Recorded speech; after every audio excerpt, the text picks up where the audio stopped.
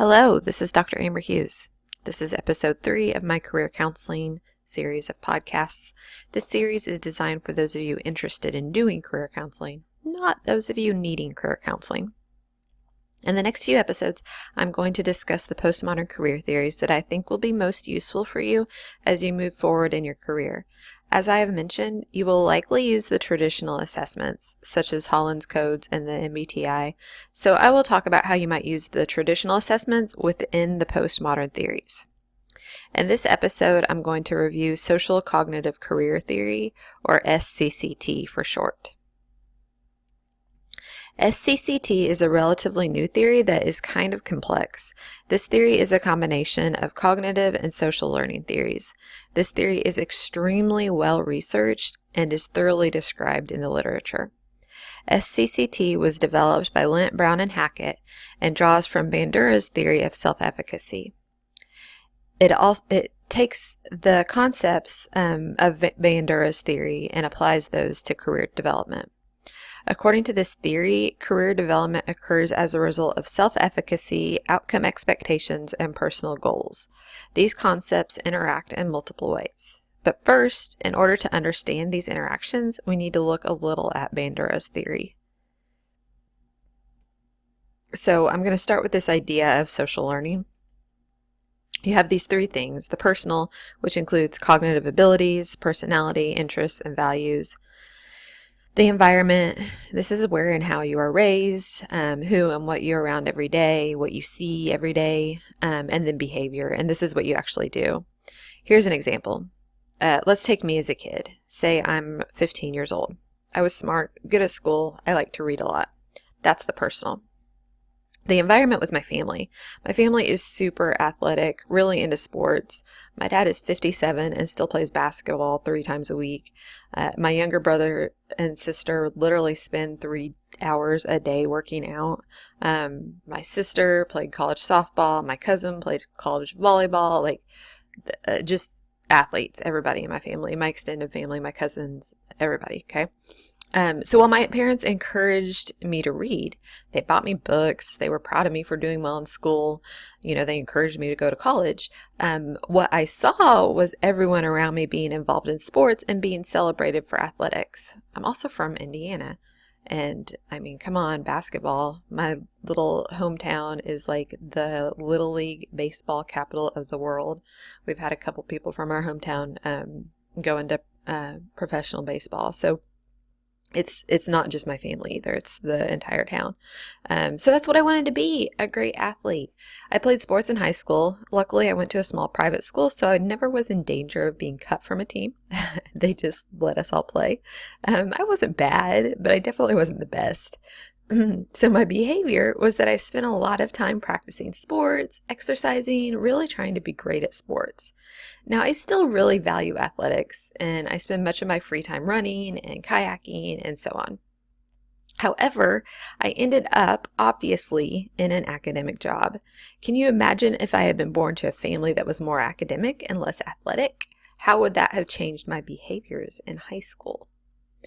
And so we can see that those things interact, okay? So my personal factors were influenced by my environmental factors. So and some of it's the result of the high school I went to, but I didn't have options to do like honors work or any of that sort of thing. We just didn't have it. It was a small school.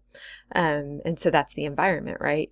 I spent my spare time playing sports, and so that certainly impacted my self-efficacy. It impacted how good I felt about certain things. It also, those personal factors influenced my behavior, right? So you can see that those interactions go back and forth, okay? Or they might.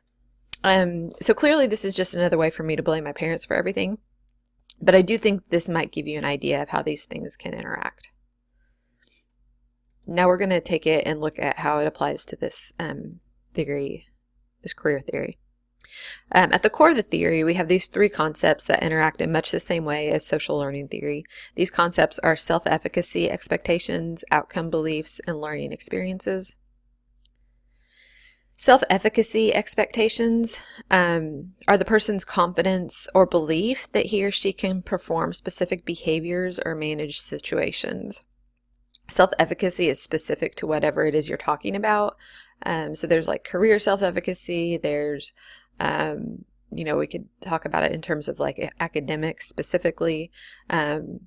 So if we're talking about college or academics, if you have a high self-efficacy regarding college, then you believe you can do the things you need to do to go to college. If you have a high career self-efficacy, then you believe you can do the things you need to do to have a career. Okay. Self-efficacy, according to SCCT, is developed through personal performance experiences, vicarious learning. So personal performance experiences are just your experiences. And then you evaluate them, okay? Like you take a class, that would be, let's say you have an interest in, you're in college and you have an interest in biology or pre-med even, and so you take a biology class. And you do well in that class, that's going to increase your self-efficacy. If you do poorly in that class, it's going to decrease your self-efficacy regarding how you might do in pre-med.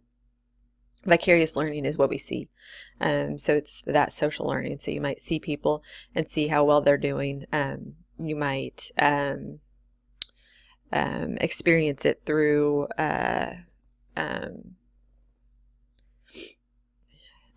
this applies to like TV, this applies to movies, that sort of thing as well. I guess one that, especially when I was doing career counseling, we saw a lot was the CIS effect. Everybody was watching, wait, is that right? CSI, sorry. NCIS and CSI, right? Those are the right acronyms. The shows, the forensic shows is what I'm trying to talk about. CSI effect. Yeah. So everybody was watching CSI Miami, CSI LA, whatever they are. And they were coming in and they assumed that they knew what it would take to be a good forensic anthropologist or forensic person, even though those shows are entirely false, right? And so this is like that. It doesn't have to be negative. Sometimes we see things and we are able to learn about them in positive ways too. For example, you have some of my students in the graduate counseling programs come in and they have a family member or a friend or someone close to them who has already gone through the program, and they saw that they did well. And so they might decide to go through the same program because they feel like they would do well too. And so that would be increased self-efficacy. Social persuasion is the people around us or societal expectations of what we should do. And then physiological states and reactions. If you feel a lot of anxiety or if you get upset over an experience, it's potentially going to lower your self-efficacy versus if you accomplish something and you feel really good about yourself, that's going to increase your self-efficacy. Self-efficacy is also strengthened through successful experiences in a domain and weakened by failures in the same domain. So when we talk about domains, we're talking about like career self-efficacy. So self-efficacy, it's not going to like bleed over into other areas. Okay. So if you have high self-efficacy in regards to, say, athletics, and you do poorly in that biology class, it's not going to impact your self-efficacy in regard to athletics. Does that make sense? This theory is complex, so bear with me. Okay, so next up, so I was just talking about self-efficacy, right? That's how good we feel about our ability to do something. Next up, we have outcome expectations. These refer to beliefs about the consequences or outcomes of performing particular behaviors. If you do something, how likely are you to be successful at it? So self-efficacy is a personal thing. It's confidence in yourself. Outcome expectations is like the reality. Okay. We are more likely to engage in activities we think will be valued or will have good outcomes. So going back to my example of me, my dad really wanted me to try out for the college softball team when I first started college. My outcome expectations for that situation were not high. Okay. While I knew if I played college ball, it would be valued by my family, I also did not think it would have a good outcome. I knew I wasn't great and probably didn't stand a chance. Thus, I had no desire for this to be something that I would try, because I knew if I didn't get on the team, I would feel bad about myself. Okay. And so my outcome expectations influenced my goals, which is what we're going to talk about in a minute. So my goals were more aligned with my self-efficacy expectations and outcome expectations. I knew I was good at school. I didn't have to put a whole lot of effort into it. And by the time I got to my senior year of high school, I kind of accepted the fact that this is who I was. I was good at school. I was all right at sports. So I was confident I could go to college, and I was confident I could do well at college. At the school part of college. I was not so confident I could play softball in college. And honestly, at that time, I had no desire to try it. Okay, so now on to learning experiences. This is the final component of the triad, right? According to SCCT. These are similar to the environment from Bandura's theory. These are the things we're exposed to, and they come from our environment. So when we talk about context through the lens of SCCT, this is where it comes in. Excuse me. Our culture, our family, our environment, those things come in here to shape our learning experiences.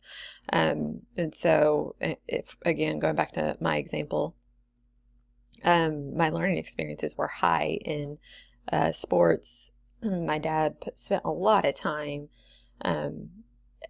coaching me in softball and helping me practice and do all of these things, and not so much time helping me with school. And again, it sounds like I'm faulting my parents for everything. I wasn't. I love my dad. We spent a lot of fun times together. I loved playing high school sports. I got a lot out of it. But because of those differences between he and I,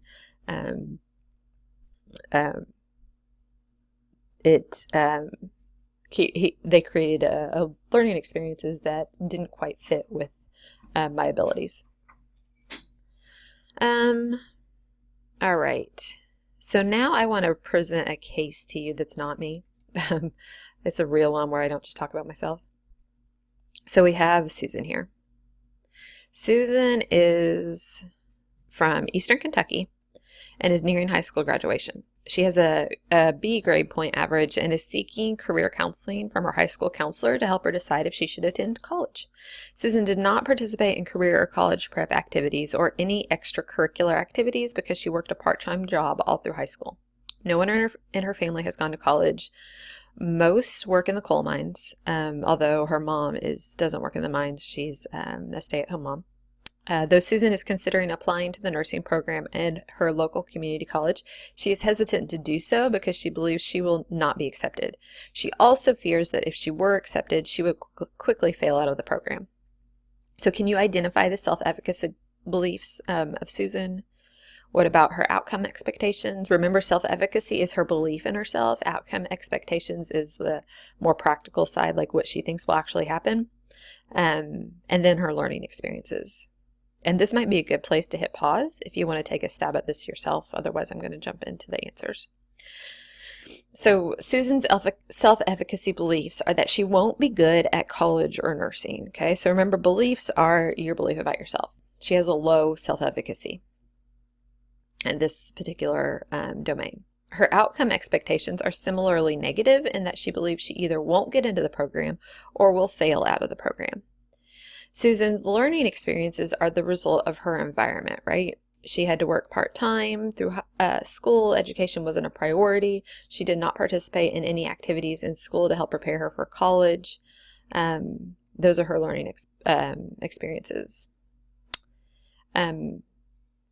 So sometimes they're easy to identify whenever we're working with someone. Sometimes it's a little bit harder because, you're getting a whole bunch of information from someone. And again, this theory is complex, so it takes a little bit to pull the pieces apart, okay, unless you're really intentional about it and unless it's something that you've really gotten used to doing, okay? So now on to the next part of the theory. So there is more to it. Okay. This part of the theory is where we get into career decision making. Keep in mind that all of these steps are influenced by our self-efficacy and outcome expectations. So keep those in your head always, okay? First are our interests. If we look at Susan, our case example, why do we think she has developed an interest in nursing? Any ideas? Okay, so this is where I come in and just tell you, because we don't know based on that little bit of information, right? So there may be some things that have influenced Susan's interest in nursing. However, what we do know about her is that she's a first-generation college student, okay? She's coming from a rural area. This is where it's important to know or be able to do your career research, okay? So first generation college students is something I'm super familiar with. I've done a lot of research on it, and I am one. Likely Susan, so I can tell you that likely Susan has had very little exposure to different careers. Since she's a first gen, we know her knowledge of the world of work is limited. She's also from a really rural area, and she's female. So the jobs she knows about are going to be limited to what she sees and hears.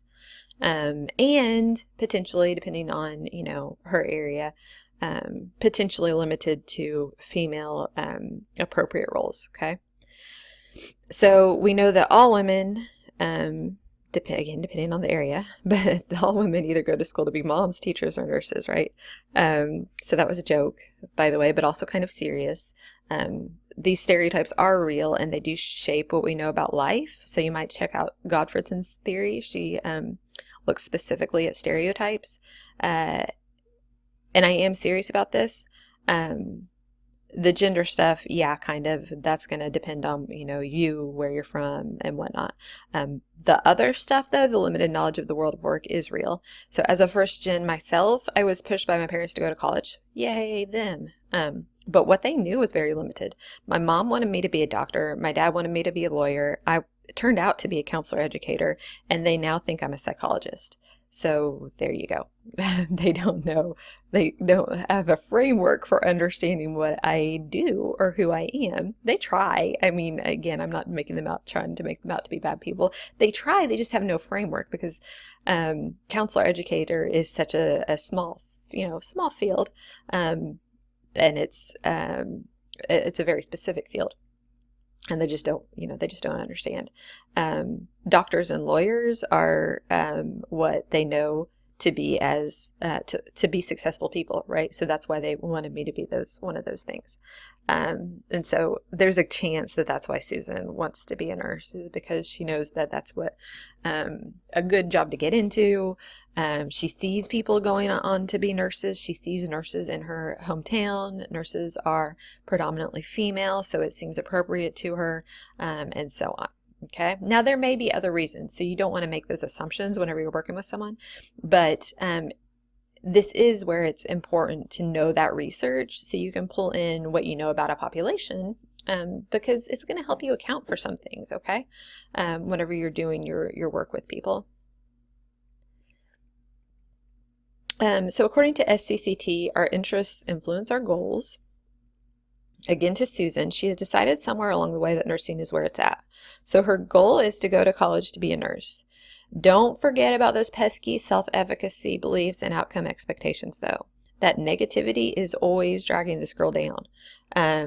So our next step after we have determined goals are to look at actions, okay? To apply to college or not to apply to college, that's Susan's question. And it's being controlled yet again by her negative self-efficacy and outcome beliefs. Now, this is also where culture and environment can come into play again. According to SCCT, there are prominent environmental influences, and they either moderate, which means they might impact or maybe help our goals or our actions, or they can serve as a barrier.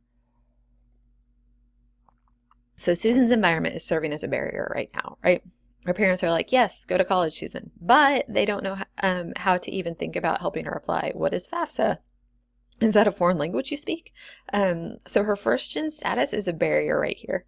Also the fact that they can't help her financially, so she's still working that part-time job and will likely have to work full-time once she graduates high school. Will she even have time for college? I mean, if she picks up an extra job or tries to get on that big factory down the road, she can make even more money than she is now. She knows she can get a job at the factory. Her aunt is a line manager and already told her to apply. You see where I'm going with this, right?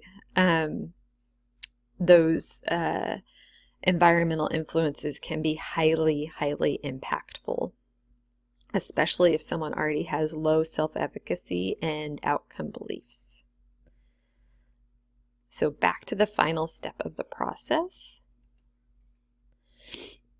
Here we have performance experiences. So say Susan bites the bullet and does it. She applies to the nursing program at our community college and gets in. That's going to influence her future interests, goals, actions, and so on, right? We may see a boost in self-efficacy, and she may start to believe she won't fail out of the program. So she may decide to actually go to college, which is awesome, right? So it's a kind of, they've got it as like a kind of a step process, but it can be cyclical too, right? So you're going to come back around, and it's those performance, the things that we achieve, the experiences we achieve or don't achieve, so they may go bad, but they're going to come back around, influence our interests again, goals, actions, and so on. Okay, so that's it for the theory part. Now, what do we do with it as counselors, as career counselors? So first, career counselors can provide learning opportunities for clients that will influence their self-efficacy and outcome expectations and eventually their interest, goals, and actions. What does this mean? Well, things like career days or job shadowing, especially if, and this is where, again, it's helpful to know your population. So if you're working with a lot of first-generation college students, you're going to know they have a limited view or a limited knowledge of careers. And so bringing in people, right, giving them lots of information about all the different jobs there are out there. I remember when I was career counseling, I had one guy come in. He was like so self-aware for being an 18-year-old. It was awesome. He comes in, he had just started at the University of Tennessee. He was a freshman, and he was going to major in like ag science or one of those ag majors. And he said, I remember the first thing I was like, why are you here? He was like, well, I was going to major in agriculture. I'm from a small town. My dad's a farmer, blah, blah, blah. He said, but then I got here and I just looked at all the majors there are at the University of Tennessee, he said, and I realized that there's a whole world out there I don't know about. So I think that I'm going to, that I need to do a little bit of career counseling or career work. He said, there's just a lot out there that I don't know about. And that, I say he was super self-aware because he was. A lot of times we don't realize, our first generation college students don't realize that they have a limited knowledge of working. But this guy did. And so this is kind of where we can come in and make a difference, though, especially early on in their career development, is just showing them what all's out there. There's so many jobs out there that we don't even know about. Even if you're not a first generation college student, even if you're just, from a rural area or a small town, which I know, many of you are, or are working with people who are, you can have just such a limited view of what jobs there are, what job opportunities there are. And so, presenting our students or our clients with information and opportunities to learn is helpful. Encouraging participation in diverse activities so that individuals get a sense of what they're good at and what they aren't good at. Sometimes the action of trying things is in and of itself helpful. So for example, my brother has extremely low self-efficacy. He's also super smart. He has a bachelor's degree in technology. He has an associate's degree in computer networking. But what he's not good at is so he, like, the career part was easy for him. He has always been interested in computers. That was never an issue. What he's not good at is the career part of careers. So the more social part, like things like interviewing, communicating with his supervisors. So he has a low career self-advocacy, but it's not because he can't do the job.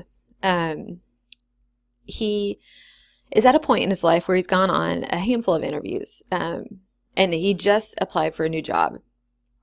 And so I called to find out, if he felt like he was ready and he got an interview for this job, if he felt like he was ready for the interview. And he was like, yeah. I was just blown away by that. He already has anxiety problems. And so in the past, something like a job interview would have caused him stress for like weeks, sometimes. This time, nothing. So just the act of applying for jobs and going on interviews, what has helped him. It's helped increase his self-efficacy that he can do it. He can do an interview, even if he had he's not always gotten the job. So even though he had some negative outcomes, just that process of, yeah, I did it and I survived, managed to increase his self-efficacy in this arena. So for him, it wasn't so much his stress wasn't related to whether or not he was going to get the job. His anxiety or his stress was always related to just the interview itself. And like I said, once he saw that he could go to an interview and not, I don't know what he thought would happen, pass out, that he could do it and survive, he has managed to increase his self-efficacy. All right, next. Counselors can assist in the development of positive self-efficacy expectations. In our case of Susan, her school counselor might point out that her GPA isn't bad, especially considering the amount of hours she works outside of school. A B is a good GPA, especially, like I said, if she's not doing a lot of studying. Her school counselor could review application materials with her and talk to her about the fact that her high grades in biology, let's say she placed into and has high grades in calculus, which is awesome. Those indicate that she'll likely do well in a program like nursing. Other ways counselors can help strengthen self-efficacy might be to provide diverse role models. So if you see someone like yourself doing well, you're more likely to think that you'll do well. That's that vicarious learning. And this is where things like gender and race can come into play. So Susan maybe hasn't seen, well, chances are she, like I mentioned, she's seen other women doing well at nursing. If she's got such high grades in calculus and biology, she may want to consider, something more like medical school, though. To go on to be a medical doctor, or there's a wide array of jobs in the health professions, and so what counselors can do is maybe bring in women doctors, bring in male nurses, to help people see that you don't have to be just one gender to do something, right? Like, it seems obvious to us, especially if you're older and you've seen more people working, but whenever you're young, it can make a huge difference. I had a student in one of my classes. It wasn't a career class. It was, I forget what class it was, but we were talking about things like gender, and she's got 2 daughters. And they went to, they love UK basketball, so they would go to all the basketball games. Well, they, went to the men's games. And apparently I don't remember how it happened. They decided to go to a women's game, or the women were playing before the men, something like that. And her young daughter, turned to her and said, "Wow, I didn't know women could play basketball." And she said it just blew her away. It wasn't something she had ever considered, because they just went to the men's games, right? That's just what you do. She didn't think she needed to be intentional about showing her daughter that women played college ball too. But these are, again, these are things we need to be intentional about, and this is where counselors and school counselors can come in and be intentional about these things, because it is extremely impactful to young people. Again, maybe not so much to us as we're older, but we do. This is where our different perspective can make a big difference, and so we want to make sure that we're considering the cognitive development, considering these things whenever we're making plans for our students. Counselors can also help clients identify goals. Now this is where your interest inventories can come into play. So you can talk about, not talk about goals, talk about interests. So you could use like Holland's codes here. You could talk about personality here, like using the MBTI, as it might open up some options of interest related to personality or interests. So you're still using those assessments like the traditional ones, but within the framework of SCCT. Counselors can also help clients clarify and develop appropriate career goals. For example, going back to Susan, she may not know that she can't apply directly to the nursing program. Okay, so, and I don't know that this is the case, but this has been the case in a lot of the colleges I've worked at. Instead, she applies to the college, and then she has to take some prereq courses. And then after she's gotten those prerequisite courses out of the way, she can apply to the nursing program. That little bit of knowledge is a big deal when Susan is convinced she won't even be accepted into the nursing program, right? If she knows that she's just applying to college, that might change her outcome expectations about everything. Well, yeah, I can get into college. I'm just worried I can't get into the nursing program. Well, you don't have to worry about that yet. All you have to worry about now is getting into college, and then focusing on doing well in those prereq courses. So finally, counselors can work to help clients minimize environmental barriers to career and increase support systems. So Susan's school counselor could direct her to the Student Success Center at the college, where she has access to advisors and tutors and a whole array of resources to help her succeed and do well in those prereq courses, so that she'll for sure get into the nursing program once she applies. My final thoughts on this theory. This one is so well researched. If you're interested in first-generation college students and how they respond to SCCT, you just do a quick search and you can find more than one article on this exact topic. I guarantee it. Okay. Actually, I'm just going to try it real quick. So if I type in SCCT and first-generation college students into Google Scholar, it comes up with 600 results. The entire first 2 pages of the search are absolutely relevant.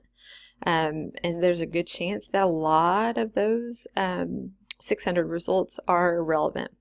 So there you go.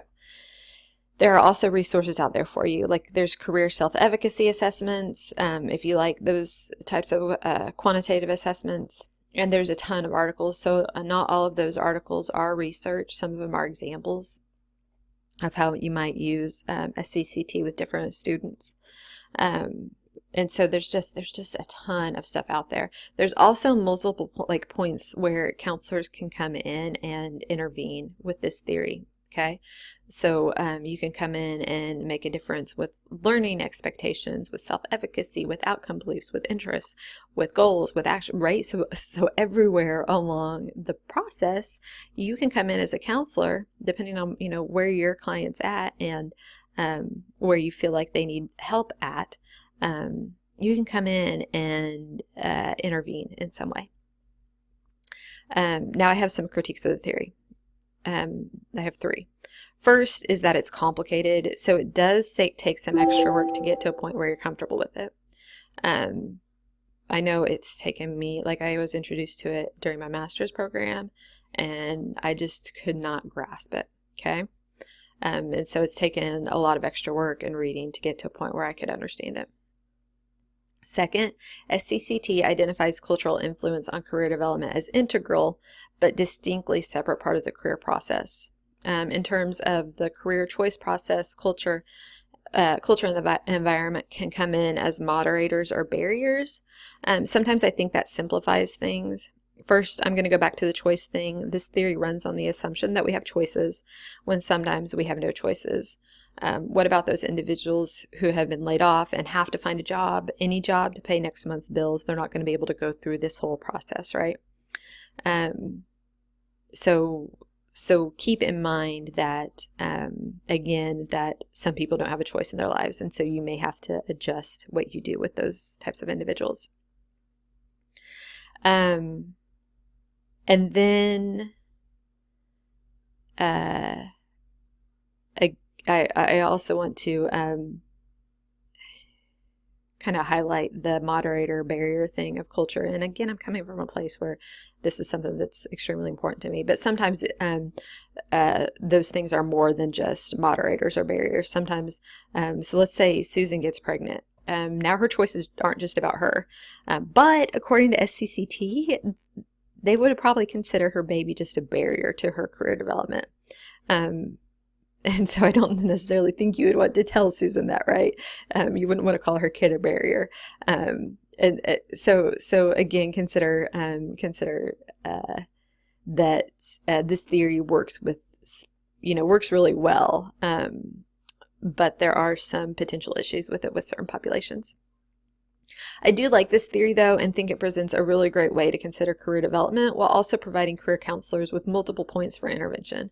So if you like it, then I recommend you Google Scholar some of those articles to read a bit more about it.